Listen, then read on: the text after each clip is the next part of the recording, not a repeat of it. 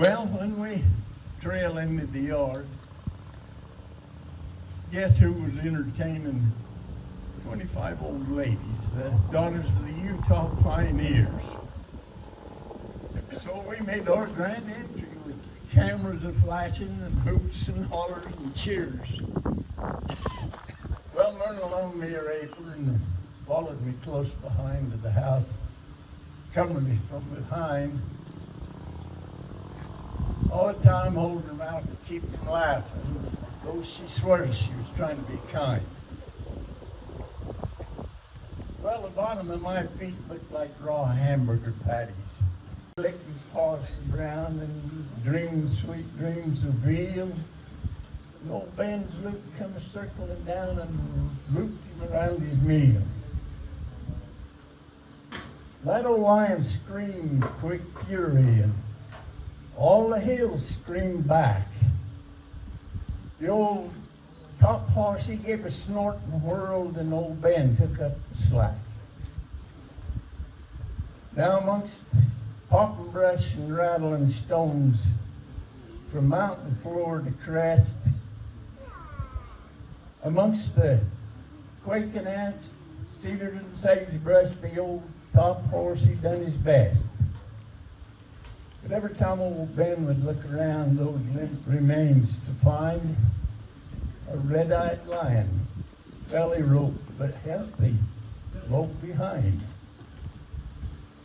Well, glory be to me, says he, let's see. This glory trail is rough, but I'll keep my dollies around the horn until the toot of judgment morn before I'll holler enough. Now, if you ever come out to 9 Mile and you camp there overnight, you might hear a ruckus among the stones that'll raise your hair with fright.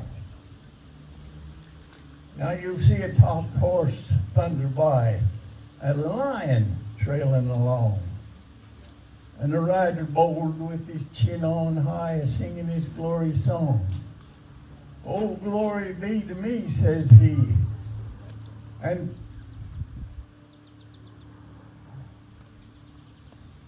let me think about that a minute. And to my mighty noose, I took a raging dreaming toll, and if I never lay him low, I'll never turn him loose. I'll let him go back now. Elk and the Indian rock art and the deer. But folks, if you come, keep your camera loaded and ready, because occasionally you'll see a lion or a bear. You never know, you might even catch old Ben out there in his sagebrush underwear.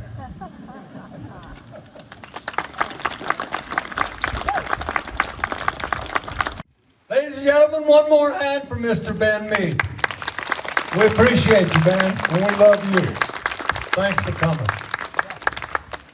I have a couple of special guests.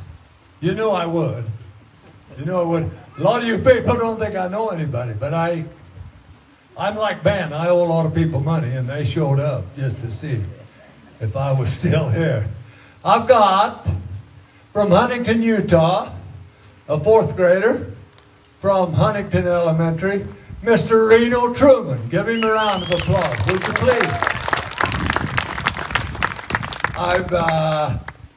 Billy, are you ready? Billy also is still in the 4th grade. He's the right height, but mentally he's just a little bit challenged. That's all. Ain't you, Willie? Huh? Okay, we're going to do a couple of numbers, and then I have another special guest. My grandson, Link Citrid, and he'll be in 7th grade. 7th, yeah. He's 18, but he's working hard at his school. I always say, you plant corn, you get corn. That's the whole deal. Anyway, we're gonna do a couple of numbers. My son-in-law, Thomas Citron, he's gonna do some vocal stuff. And anyway, here we go. Thank you. Hello, I'm Johnny Cash.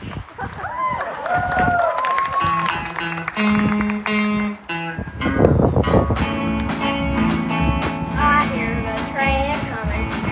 It's rolling around the bend. I ain't seen the sunshine since I don't know when. I'm stuck in Tulsa prison. Time is dragging on.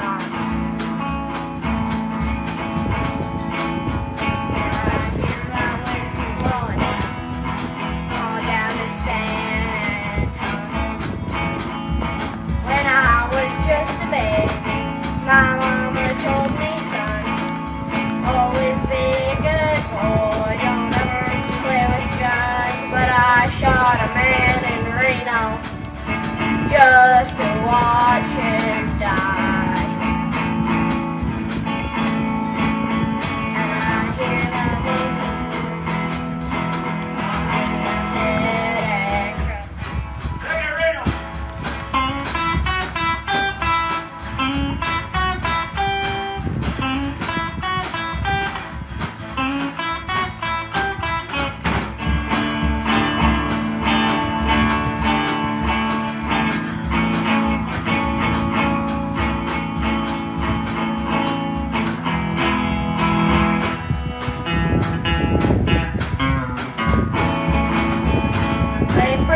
from this bridge, the train was mine.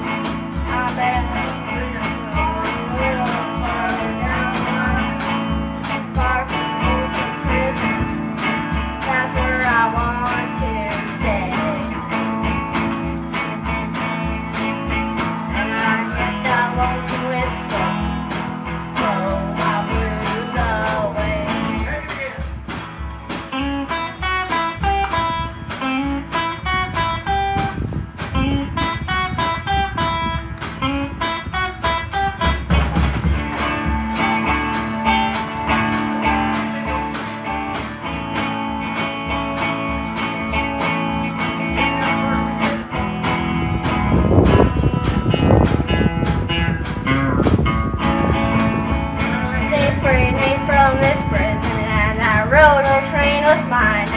I bet I'd move it on a little farther down the line, far from Folsom Prison.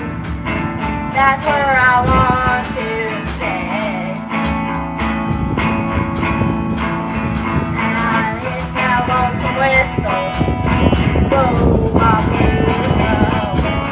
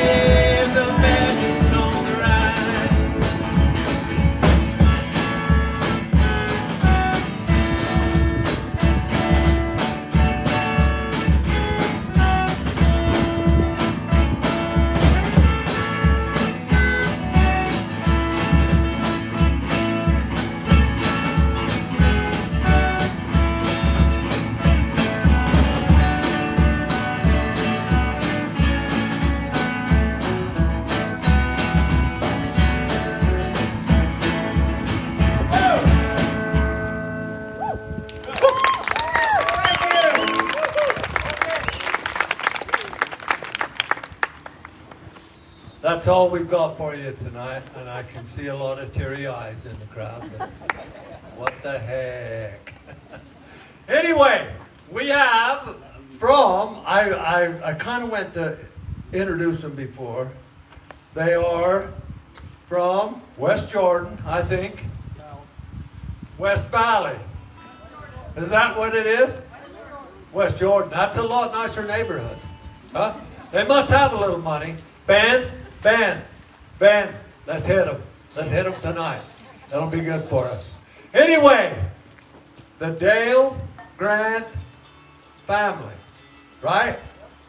Okay, we're glad to have you. We appreciate you being here. We'll mail you a check. It's not, we won't leave you hanging. Anyway, Reno Truman, Link Citrud, Thomas Citrud, Billy Jensen, and me.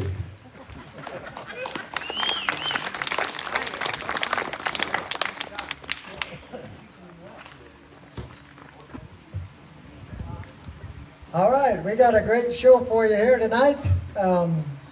Thanks for inviting us. This is awesome, and we hope you enjoy the show.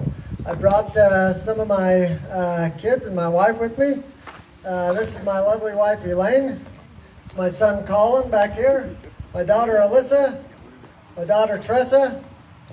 And my daughter, Janessa.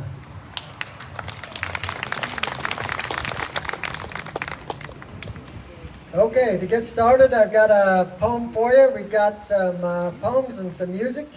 Has your wife ever sent you to the store to pick something up? Something that you should never be shopping for? Well, that's what this store is about. Well, I ain't much for shopping or even going into town, except for cattle shipping days. I ain't that easy to be found. But the day came when I had to go. I left the kids with Mom, but before I left, she asked, "Would you just pick me up a bra?" Without thinking, I said, "Sure." Now, how tough can that job be? I bent down, kissed her, and said, "I should be back around 3. When I'd done all that I had to do, I started to regret ever saying that I'd buy that thing. I was working up a sweat. I crossed the street to that lady's store with my hat down over my eyes, and I wasn't taking any chances on being recognized. But I walked right up to that sales clerk. I didn't hem nor haw. I told that lady right flat out, "Ma'am, I'm here to buy a bra." From behind, I heard some snickers, and I turned around to see about 15 women in that store, and they was gawking right at me. "Well, what kind would you be needing?" Well, I just scratched my head. I'd only seen one kind before. "Thought bras is bras," I said. She gave me a disgusted look, said, "Sir, that's where you're wrong. Come with me," I heard her say, and so, like a dog, I tagged along. Well, she led me down this alleyway where bras was on display. I thought my jaw had hit the floor when I saw that lingerie. They had all sorts of styles that I'd not seen before. I thought that I'd go crazy before I left that woman's store. They had bras you wear for 18 hours, and bras that cross your heart, and bras that lift and separate, and that was just the start.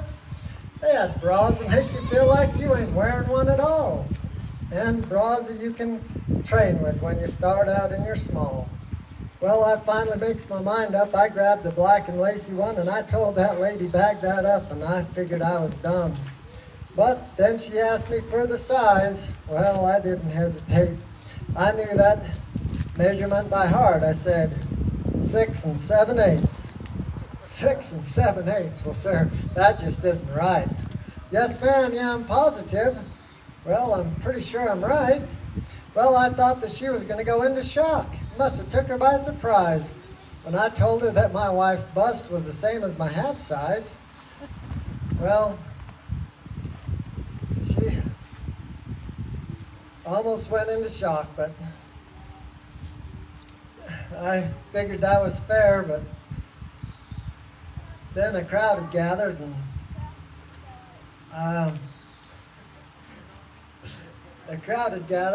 and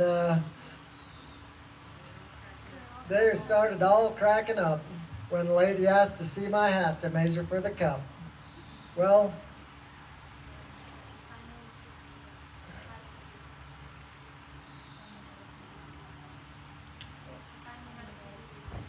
when she had it figured, I give the gal her pay, and as I walked out, she tipped that hat. I tipped my hat, and I told them all good day. Well, my wife had heard the whole darn story before I ever made it home. Seemed that 15 women called her on the phone. Well, she was still laughing, but by now I didn't care. Now she don't ask, and I don't shop for women's underwear.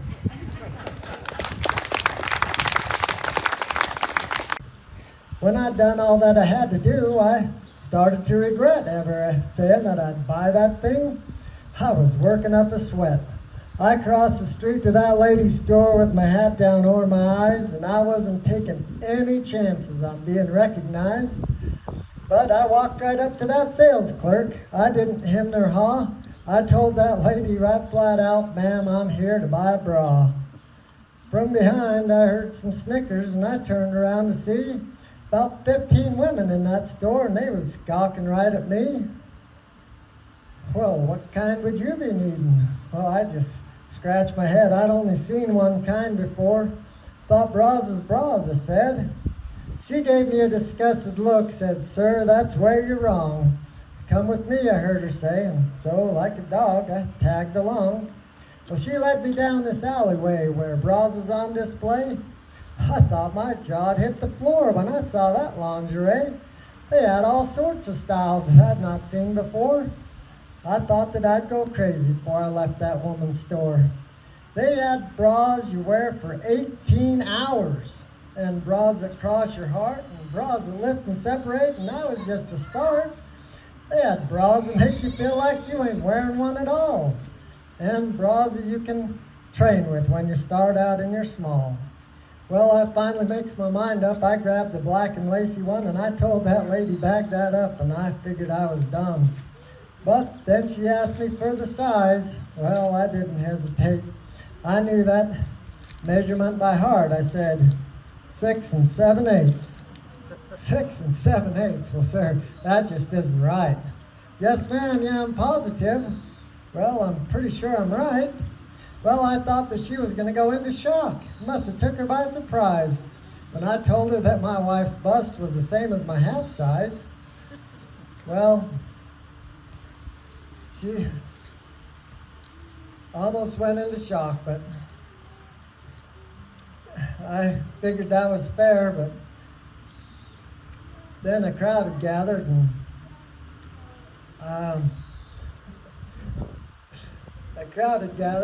and they started all cracking up when the lady asked to see my hat to measure for the cup. Well,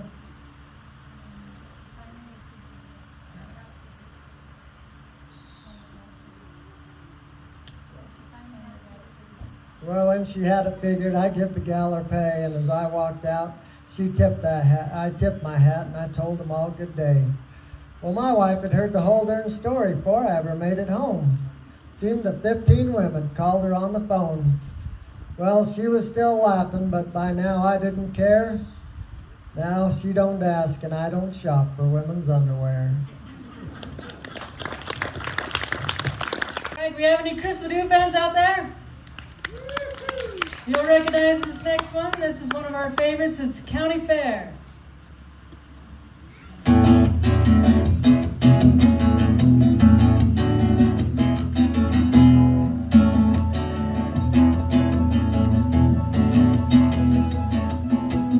Been working like a dog, slaving on the fence line, stretching those wires tight. Digging and tamping and sweating in the sunshine, but I get off tonight. I got a date with a girl, a pretty rancher's daughter, green eyes and golden hair. Gonna pick her up at 8 after some soap and water, and we're heading to the county fair. Well, there's a full moon in the western sky, and there's magic in the air. Ain't nothing I know of can make you fall in love like a night at the county fair.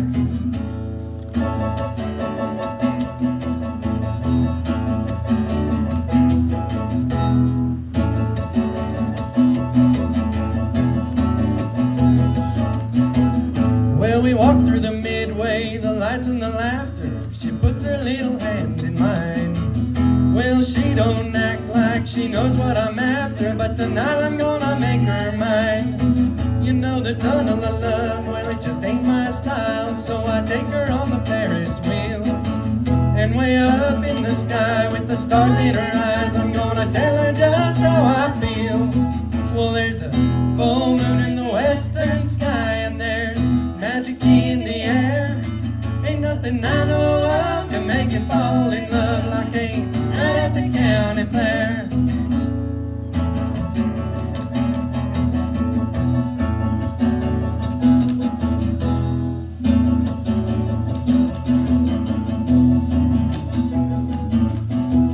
Well, I know Monday morning I'll be back on the fence line, but it'll be alright, 'cause that pretty little girl said she's gonna be alright and see her next Friday night.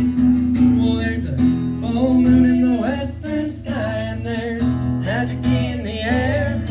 Ain't nothing I know of can make you fall in love like a night at the county fair. Ain't nothing I know of can make you fall in love like a night at the county fair.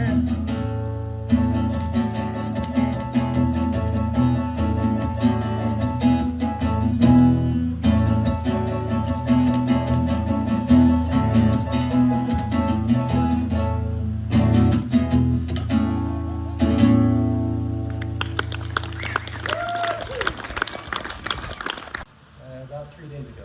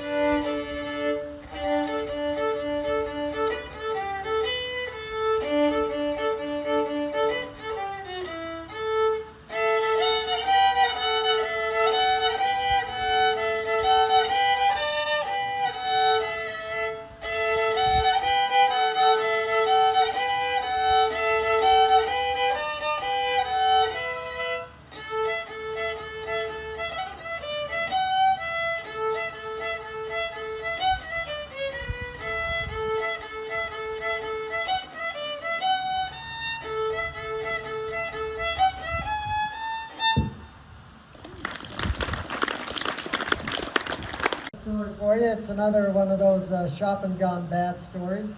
It's called The Hat. Now, me and downtown, we just don't get along. There's something about it that rubs me wrong, but some things are needed just to get along, and I find myself in places where I don't belong. So I went downtown to buy a hat. This old one here is getting just a little flat.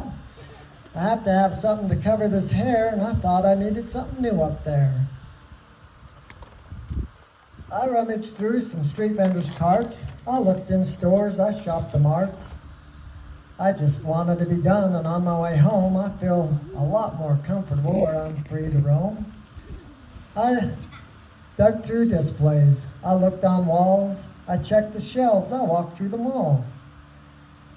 I felt like I'd been down here forever. I was thinking, for me, this is quite an endeavor. Well, I was getting discouraged. I was feeling down. I felt I'd searched the whole downtown. Just one more stop and I'll be done if I can't find the right one. Then on a stand, there it sat. I thought I'd found the perfect hat. The clerk asked, "What size is your head?" 6 7/8, I said. The crown was tall, the brim was wide. That band and buckle set was made with pride. That front dipped low to shade my eyes, and I knew I'd found the perfect prize. As long as it took on this shopping spree, I'd finally found a hat my wife has got to see. I just can't imagine how excited she'll be when she gazes upon the new me. Well, we have 6 3/4, and we have 6 5/8. But I'm sorry, but for 6 7/8, you're just gonna have to wait. But I'll call and order it today before it gets too late. Well, I kept calling that clerk, whose name was Ray, to see if my hat had come that day. He finally came. It finally came, and I could hardly wait to go and pick it up when they opened at 8. That meant another trip downtown, but I promised to do it without a frown. At home on the table, it proudly sat, till my wife walked in and said, "Now what is that?" "I think I would rather see you in that old flat one." "Well, would you really wear a hat like that?" That got me thinking. I thought, now how can that be? She likes this old thing better on me? Well, maybe it's not the hat that she sees. Maybe she'd rather just have the old me. This song is from Oklahoma.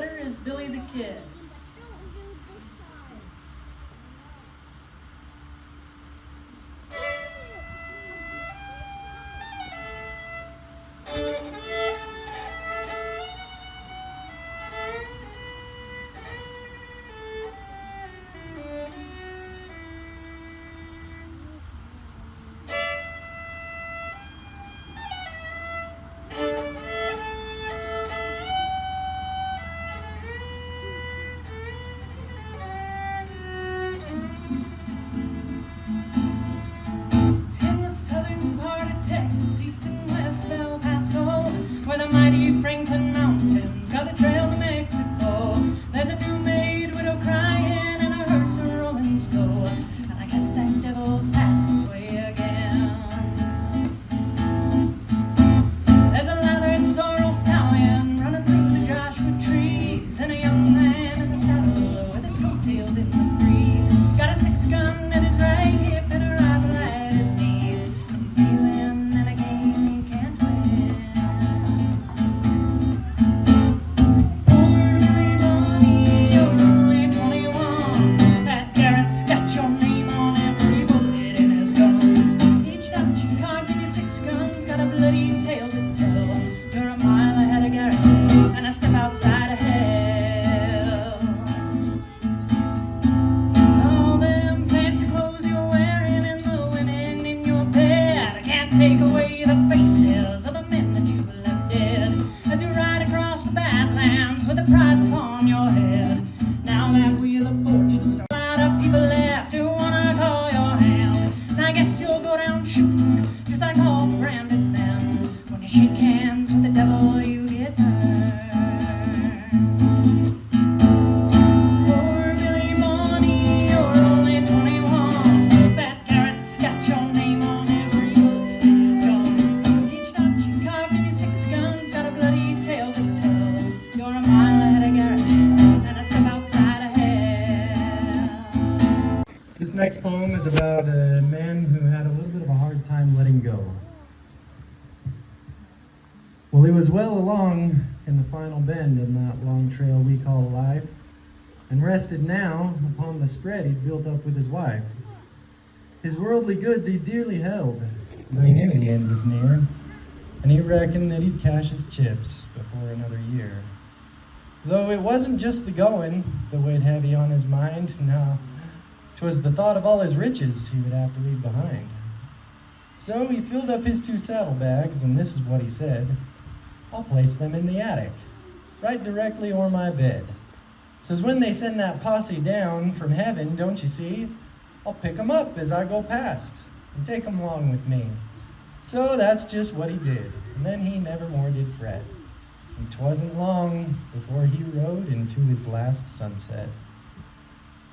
Some weeks had passed, his widow said, I think I'll take a look. And sure enough, found them saddlebags still in their attic nook. I had him figured right, she mused, showing no amazement. It looks as though we should have kept them bags down in the basement.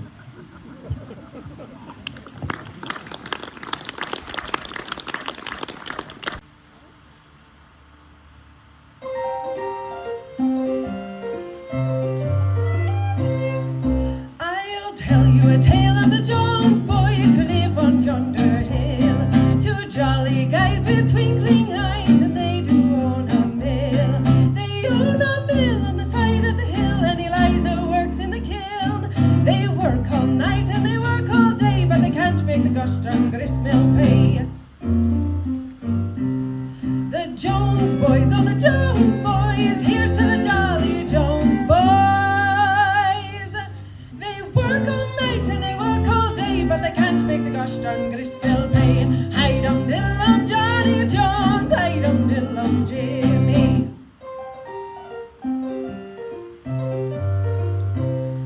They bring the grist from far and near, and early they'd arrive, and the bell would ring and the boys would sing whenever we arrived.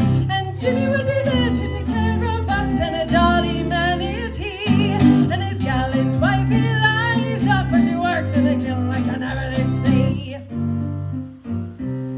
The Jones boys, oh the Jones boys, here's to the jolly Jones boys. They work all night and they work all day, but they can't make the gosh darn grist mill pay. Hi-dum-diddle-um, Johnny Jones, hi-dum-diddle-um, Jimmy.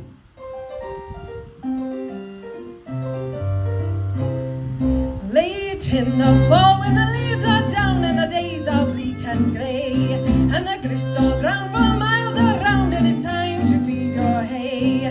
With the season's cut completed and all is safe and sound, they close their mill on yonder hill till springtime comes around.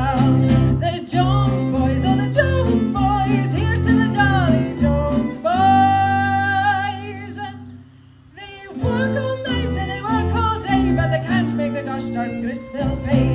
Hi-dum diddle-dum Johnny Jones, hi-dum diddle-dum Jimmy. Hi-dum diddle-dum Johnny Jones, hi-dum diddle-dum Jimmy.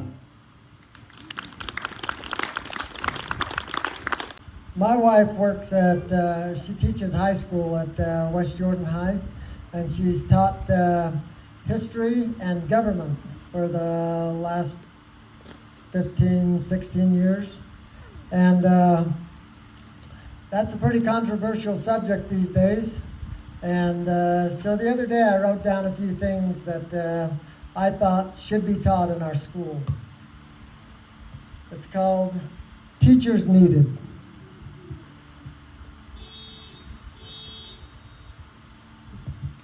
I wrote this poem for my wife Elaine.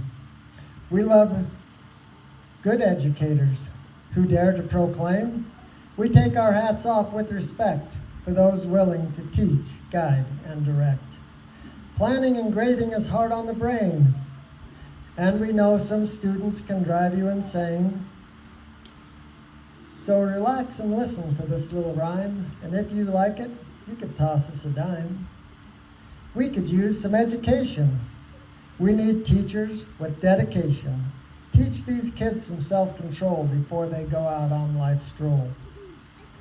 We need more order in the classroom, not some loony preaching doom. We need paper, pencils, and lots of good books. Maps and posters on some hooks. We need a lot more future leaders, not a bunch of society bleeders. We have plenty of whiny babies. We need a lot more men and ladies. Good citizens are in short supply, so help each one to really try. Teach them about life's ups and downs and making life better in our cities and towns. Teach them about the Constitution, inspired by God for our country's solutions. It seems to be a common delusion. Kids now think life is a grand illusion. We need people willing to fight for our rights. We don't need boys in skirts and tights. We don't need more politically correct, just someone to help us before we wreck. We need someone to teach about this great nation and how to work together through all the frustration. Teach them about the flag for sure, the banner so many women and men have died for. Teach them how to be problem solvers, not just Earth's resource dissolvers. We need a lot more common sense and a lot less of being dense. Last of all, we need respect. We need a lot less of neglect. We need those who can protect and people to learn how to direct. I know it sounds like a whole lot to ask, but we need teachers that are up to the task. And if this country is going to last, we need to learn and remember the past. Hello, I'm also Joni Cash.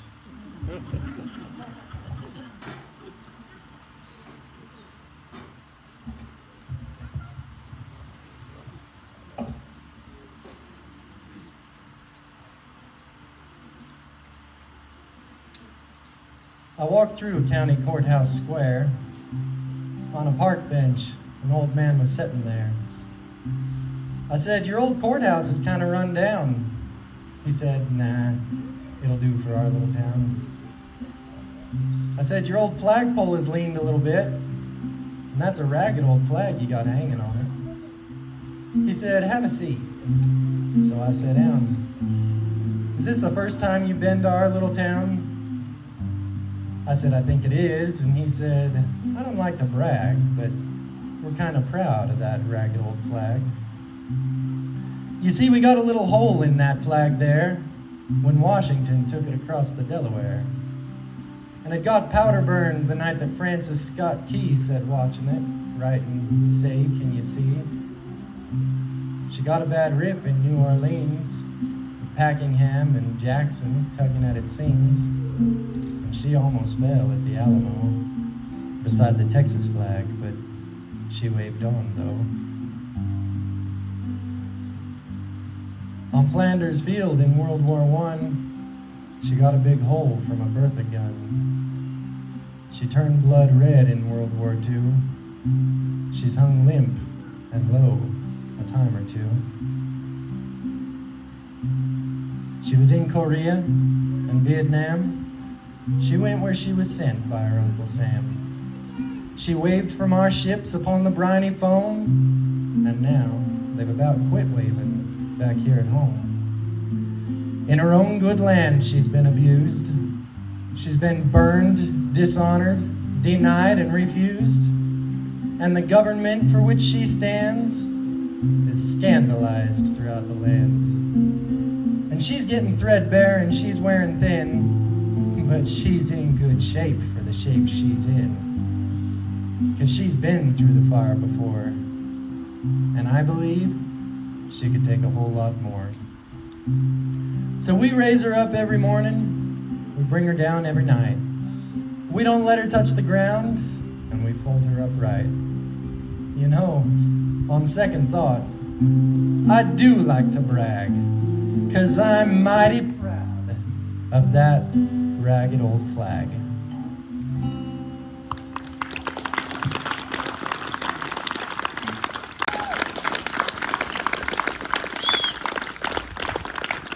Thank you, man. Thank you, Reno. Thank you to Ed and Bernice. Thank you so much. Oh, we appreciate you. We have refreshments in the kitchen area. Kind of. Anyway, the dues are due. You can, if it's cash, you can give it directly to me, and I'll make sure it gets in the pot. Yeah. Anyway, we have quite a few veterans here tonight, and we appreciate your service. We appreciate it. They're worth a round of applause. Grand family, thank you so much. Anyway, there's refreshments inside. Go get you a bowl, come back out and sit, and enjoy the music. Country back roads are going to be back on if we haven't messed all their stuff up. If it's messed up, it was that bunch of yours that done it. Yeah, I know. Yeah, okay. Thank you all so much for coming. We appreciate you.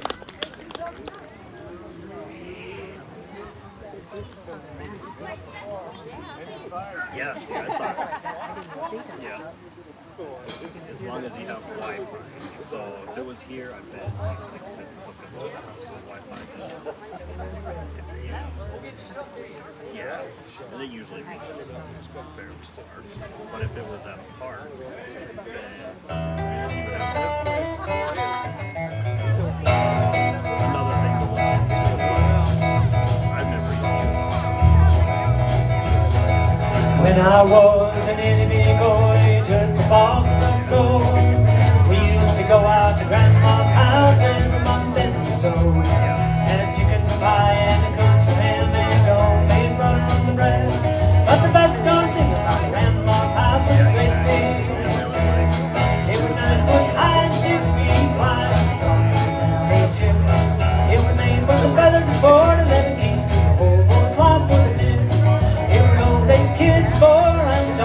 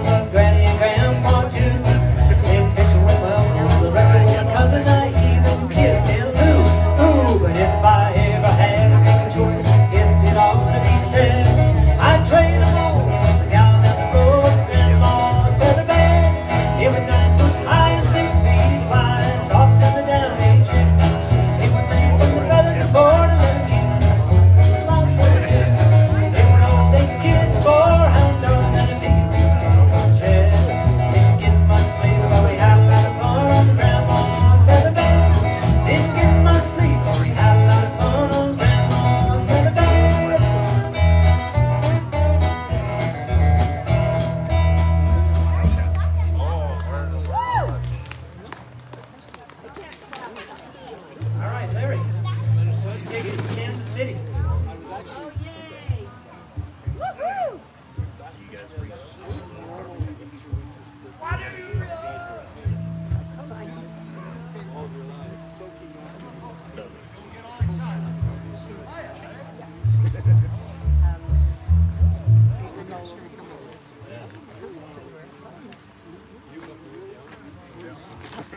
There's quite a bit of cowboy down there.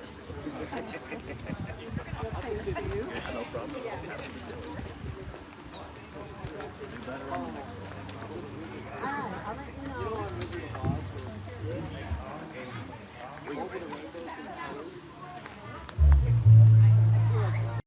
So,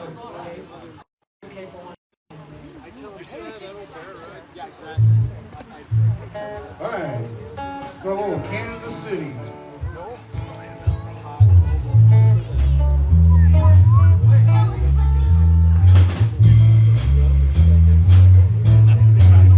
Going to Kansas City, Kansas City, here I come. I'm going to Kansas City.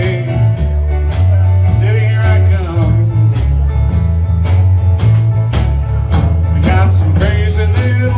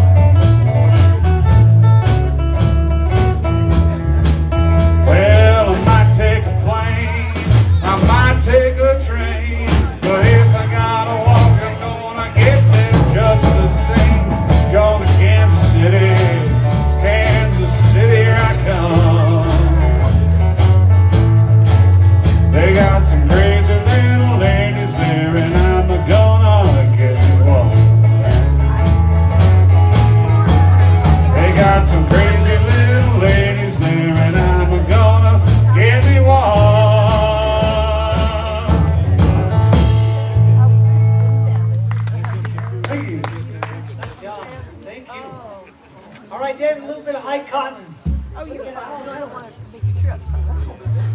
I think they will. Today. So,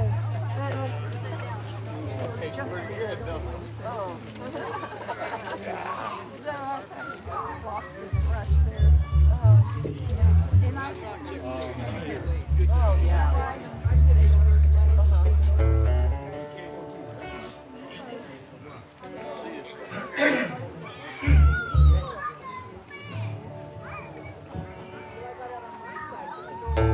We didn't know what times were lean.